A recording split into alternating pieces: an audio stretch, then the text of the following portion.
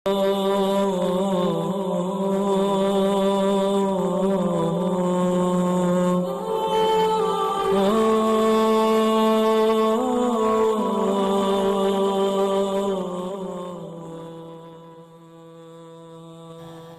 باللہ من الشیطان الرجیم بسم اللہ الرحمن الرحیم۔ السلام علیکم میرے معزز اور واجب الاحترام ساتھیو۔ دوستوں، میں ہوں حسنین خان اور آپ کو اپنے یوٹیوب چینل 14 ستارے میں خوش آمدید کہتا ہوں۔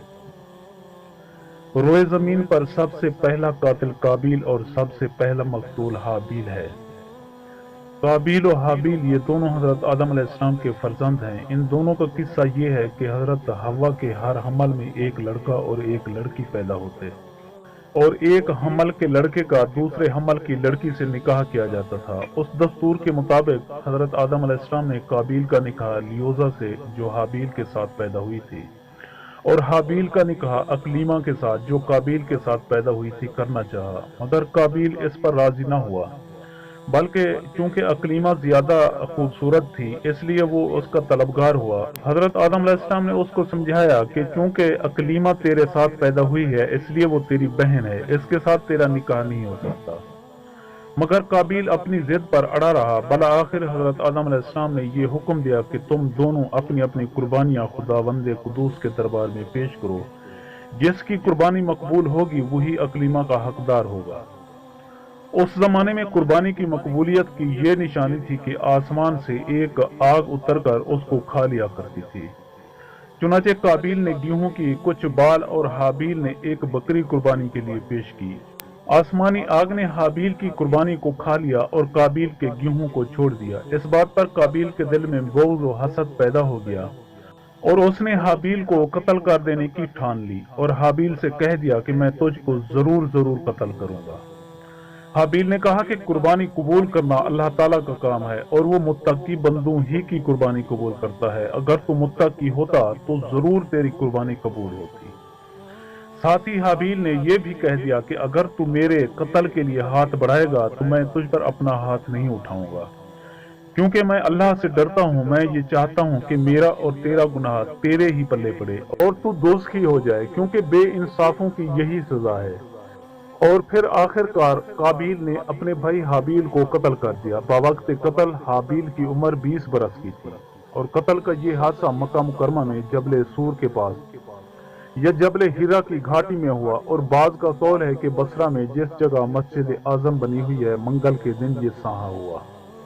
روایت ہے کہ جب حابیل قتل ہو گئے تو 7 دنوں تک زمین میں زلزلہ رہا، اور وحوش و طیور اور درندوں میں اضطراب اور بے چینی پھیل گئی، اور قابیل جو بہت ہی گورا اور خوبصورت تھا بھائی کا خون بہاتے ہی اس کا چہرہ بالکل کالا اور بدصورت ہو گیا، اور حضرت آدم علیہ السلام کو بے حد رنج و قلق ہوا، یہاں تک کہ حابیل کے رنج و غم میں 100 برس تک کبھی آپ کو ہنسی نہیں آئی، اور سریانی زبان میں آپ نے حابیل کا مرثیہ کہا، جس کا ترجمہ یہ ہے: تمام شہروں اور ان کے باشندوں میں تغیر پیدا ہو گیا، اور زمین کا چہرہ غبار آلود اور کبھی ہو گیا، ہر رنگ اور مزہ والی چیز بدل گئی، اور گورے چہرے کی رونق کم ہو گئی۔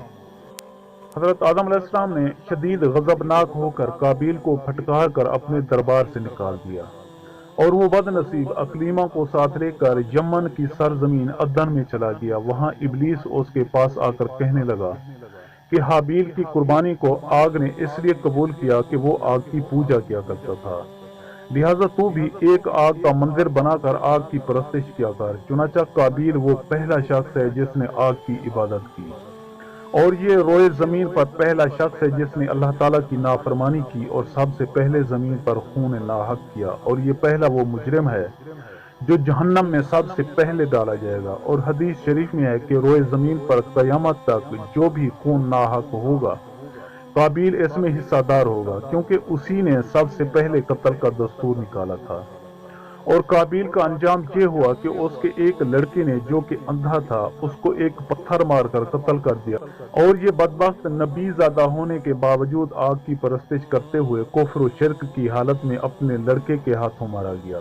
حابیل کے قتل ہو جانے کے 5 برس بعد حضرت شعیب علیہ السلام پیدا ہوئے، جبکہ حضرت آدم علیہ السلام کی عمر شریف 130 برس کی ہو چکی تھی۔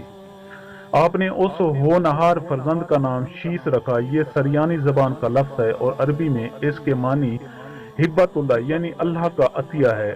حضرت آدم علیہ السلام نے 50 صحیفے جو آپ پر نازل ہوئے تھے ان سب کی حضرت شیس علیہ السلام کو تعلیم دی اور ان کو اپنا وصی و خلیفہ اور سجادہ نشین بنایا اور ان کی نسل میں خیر و برکت ہونے کی دعائیں مانگی۔ اس واقعہ کو قرآن کریم میں اللہ تعالیٰ نے اس طرح بیان فرمایا ہے، اور اے پیغمبر انہیں پڑھ کر سناؤ آدم کے دونوں بیٹوں کی سچی خبر۔ جب دونوں نے ایک ایک قربانی پیش کی تو ایک کی قبول ہوئی اور دوسرے کی قبول نہ ہوئی، تو وہ بولا کہ میں تجھے قتل کر دوں گا، تو دوسرے نے کہا کہ اللہ اس کی قبول فرماتا ہے جو متقی ہو، اگر تو مجھے قتل کرنے کے لیے اپنا ہاتھ بڑھائے گا تو میں اپنا ہاتھ تجھ پر نہیں بڑھاؤں گا، میں خدا سے ڈرتا ہوں، میں تو چاہتا ہوں کہ میرا اور تیرا گناہ دونوں تیرے ہی پلے پڑے۔ تو اس کے نفس نے اس کو بھائی کے قتل کی رغبت دلائی تو وہ اس کو قتل کر کے نقصان اٹھانے والوں میں سے ہو گیا۔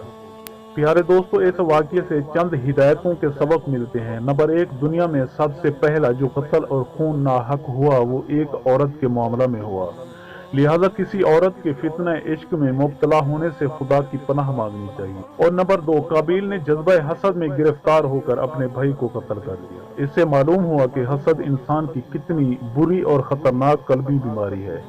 اس لیے قرآن مجید میں من شر حاسد اذا حسد فرما کر حکم دیا گیا کہ حاسد کے حسد سے خدا کی پناہ مانگتے رہو۔ اور نمبر 3، خون ناحق کتنا بڑا جرم عظیم ہے کہ اس جرم کی وجہ سے ایک نبی کا فرزند اپنے باپ حضرت آدم علیہ السلام کے دربار سے راندہ درگاہ ہو کر کفر و شرک میں مبتلا ہو کر مر گیا، اور قیامت تک ہونے والے ہر خون ناحق میں حصہ دار بن کر عذاب جہنم میں گرفتار رہے گا۔ نمبر 4، اس سے معلوم ہوا کہ جو شخص کوئی برا طریقہ ایجاد کرے تو قیامت تک جتنے لوگ اس برے طریقے پر عمل کریں گے سب کے گناہ میں وہ برابر کا شریک اور حصہ دار بنے گا۔ اور نمبر 5، اس سے یہ بھی معلوم ہوا کہ نیکوں کی اولاد کا نیک ہونا کوئی ضروری نہیں، نیکوں کی اولاد بری بھی ہو سکتی ہے، کیونکہ حضرت آدم علیہ السلام خدا کے مقدس نبی اور صفی اللہ ہیں، مگر ان کا بیٹا قابیل کتنا خراب ہوا وہ آپ سن چکے ہیں۔ ہمیشہ ہر شخص کو چاہیے کہ فرزند صالح اور نیک اولاد کی دعائیں خدا سے مانگتا رہے۔ دوستو، میں امید کرتا ہوں کہ آپ کو میری یہ ویڈیو اچھی لگی ہو۔ اگر آپ کو میری یہ ویڈیو اچھی لگے تو پلیز آپ میرے چینل کو سبسکرائب اور اس ویڈیو کو لائک ضرور کیجیے، اور ہمیں اپنی اگلی ویڈیو تک کے لیے اجازت دیجیے۔ شکریہ، خدا حافظ۔